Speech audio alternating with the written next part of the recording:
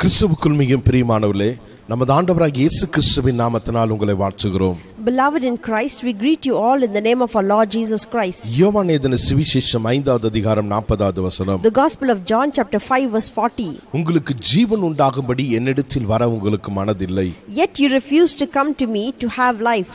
நமது ஆண்டவராகிய இயேசு கிறிஸ்து இந்த உலகத்தில் வாழ்ந்த காலத்தில் இருந்த மத தலைவர்கள், The religious leaders who lived when Jesus lived on this earth, பழைய ஏற்பாட்டு வேத வசனங்களை கவனமாய் படித்தார்கள். had read the Old Testament scriptures carefully. ஆனால் கிறிஸ்துவை பற்றி வேத வசனங்கள் சொன்ன காரியங்களை அவர்கள் தவறவிட்டு விட்டார்கள். But they had missed the scriptures that said about Christ. அதனால் அவர்கள் கிறிஸ்துவிடம் வரவில்லை. Therefore they did not come to Christ. மற்றும் அவர் மூலமாக ரட்சிப்பை பெற்றுக்கொள்ளவும் இல்லை. And neither did they receive salvation by him. அவர்கள் மத்தியில் ஒரு வழக்கு சொல் இருந்தது. There was a saying among them. வேத வாக்கியங்களால் அவர்களுக்கு நித்திய ஜீவன் உண்டு என்று எண்ணினார்கள். And they thought by the scriptures that they had eternal life. ஆனால் இயேசு கிறிஸ்து தம்மை குறித்து சாட்சி கொடுக்கிறவைகள் வேத வாக்கியங்களே என்று சொன்னார். But Jesus said that the scriptures testify about him. யோவான் 5:39-40வது வசனத்தை வாசிப்போம் என்றால், If you read the Gospel of John chapter 5 verse 39 and verse 40, வேத வாக்கியங்களை ஆராய்ந்து பாருங்கள், அவைகளால் உங்களுக்கு நித்திய ஜீவன் உண்டு என்று எண்ணுகிறீர்களே, என்னை குறித்து சாட்சி கொடுக்கிறவைகளும் அவைகளே. அப்படி இருந்தும் உங்களுக்கு ஜீவன் உண்டாகும்படி என்னிடத்தில் வர உங்களுக்கு மனதில்லை என்றார். said, you diligently study the scriptures because you think that by them you possess eternal life. These are the scriptures that testify about me. Yet you refuse to come to me to have life. அவர்கள் வேதத்தின் வார்த்தைகளை நம்பிக்கொண்டிருந்தார்கள், ஆனால் அந்த வேத வார்த்தைகளில் பேசப்பட்ட கிறிஸ்துவை நம்பவில்லை. They had believed the scriptures, but they did not believe the scriptures that testified about Christ. இன்றும் அதே போல அநேக ஜனங்கள் வேத வாக்கியங்களை நம்புகிறார்கள், வேத வாக்கியங்களில் பேசப்பட்ட கிறிஸ்துவை நம்பவில்லை. To even today, many people believe in the scriptures but do not believe in Christ whom it testifies about. கிறிஸ்துவின் இடத்தில் வரவில்லை. They have not come to Christ. கிறிஸ்துவை தவிர மற்ற காரியத்துக்கு வரவும் மற்ற காரியத்தை நம்பத்தக்க They believe in other things rather than coming to Christ and to believe him. ஒரு ஆபத்தான போக்கு விழுந்து போன மனிதன் இடத்தில் இருக்கிறது. This is the danger of the fallen state of man. இது குறித்து ஏசாயா தீர்க்கதரிசி 53வது அதிகாரம் 3வது வசனத்தில் இப்படியாக சொல்லுகிறார். In the book of Isaiah chapter 53 verse 3 he says, அவரை விட்டு நம்முடைய முகங்களை மறைத்துக் கொண்டோம் என்று.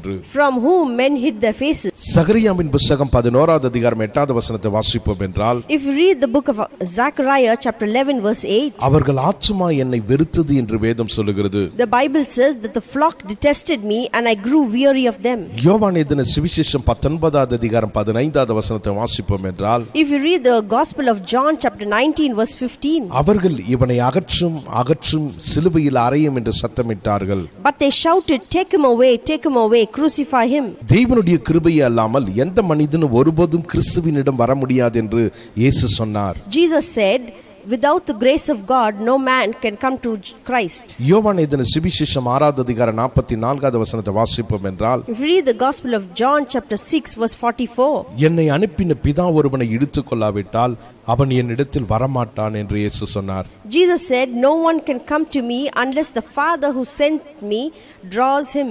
இன்று தேவன் நம்மை இழுத்துக் கொண்டாரா? Today has Christ drawn you? கிறிஸ்து வேண்டும் என்று நாம் உணர்ந்திருக்கிறோமா? Have we realized that we need Christ? அவரிடத்தில் நாம் வந்திருக்கிறோமா என்று சிந்தித்து பார்க்க வேண்டும். And we should examine ourselves if we have come to him.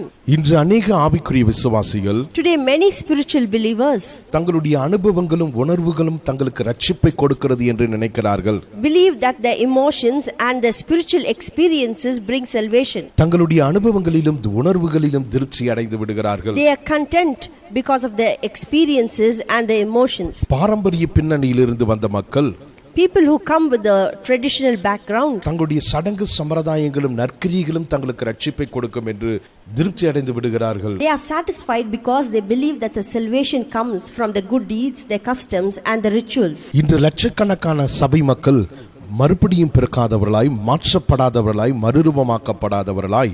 Today millions of church members have not been born again, have not been transformed, neither have they been renewed. பாவிகளாக தேவனுடைய கோபாக்கினைக்கு கீழாக வாழ்ந்து கொண்டிருக்கிறார்கள். And they live as sinners under the wrath of God.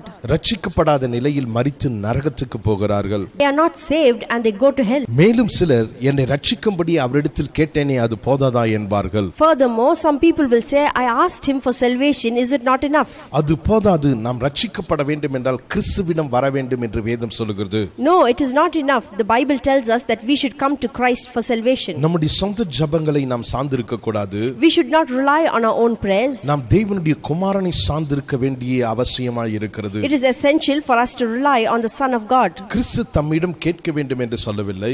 Jesus did not say that we should ask him. கிறிஸ்துவிடம் வர வேண்டும் என்று அவர் சொல்லியிருக்கிறார். But he told us that we should come to Christ. மத்தேயு எழுதின சுவிசேஷம் 11வது அதிகாரம் 28வது வசனத்தை வாசிப்போம் என்றால், If you read the Gospel of Matthew chapter 11 verse 28, வருத்தப்பட்டு பாரம் சுமக்கிறவர்களே நீங்கள் எல்லாரும் என்னிடத்தில் வாருங்கள், நான் உங்களுக்கு இளைப்பாறுதலை தருவேன் என்று இயேசு சொன்னார். Jesus said, come to me all you who are weary and burdened and I will give you rest. நாம் அவரிடம் வர வேண்டுமோ ஒழிய We should only go to him, அவரிடத்தில் நாம் கேட்டுக்கொண்டிருக்க கூடாது. but we should not be asking from him. நமது ஆண்டவராகிய இயேசு கிறிஸ்து வாழ்ந்த காலத்தில் இருந்த மத தலைவர்களும் பரிசேயர்களும் The religious leaders and the Pharisees in the time of Jesus வேத வசனங்களை கவனமாய் படித்தார்கள், had read the scriptures carefully. ஜெபித்தார்கள், உபவாசம் இருந்தார்கள், They prayed and fasted. மத சடங்கு சம்பிரதாயங்களை கடைபிடித்தார்கள். They had followed rituals and customs, ஆனால் இயேசுவின் இடத்தில் வரவில்லை. but they did not come to Jesus. இயேசுவை விசுவாசிக்கவில்லை. They did not believe in Jesus.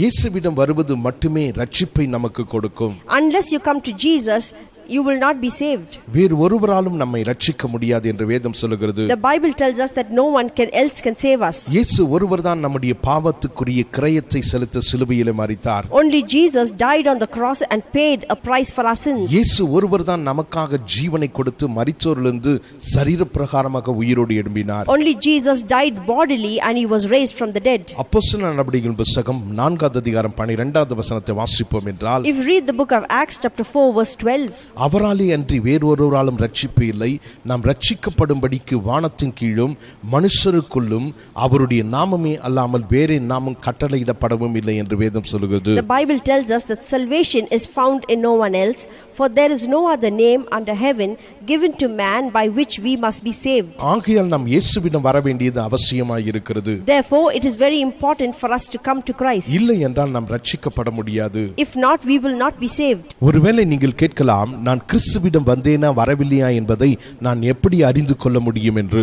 You may ask this question, how can I know if I have come to Christ or not?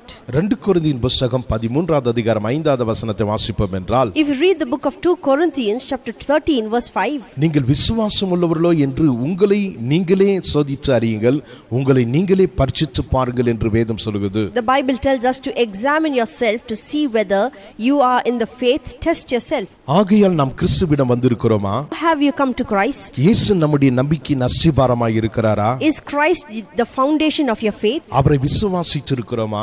Do you believe in him? அவருடைய கல்வாரி சிலுவையின் கிரியைகளின் மீது நம்முடைய விசுவாசத்தை வைத்திருக்கிறோமா? Have you placed your trust in the works of the cross? அவருடைய இரத்தத்தினால் கழுவப்பட்டிருக்கிறோமா? Have you been washed by the blood of Jesus? அவருடைய நீதியை பெற்றிருக்கிறோமா? Have we received his righteousness? கிறிஸ்து என்கிற உறுதியான பாறையின் மீது நாம் நின்று கொண்டிருக்கிறோமா என்பதை சோதித்து பார்ப்போம். Test ourselves and see if we are standing upon the solid rock that is Christ. அவ்வாறு இல்லை என்றால் இன்று இயேசுவிடம் வருவோம்.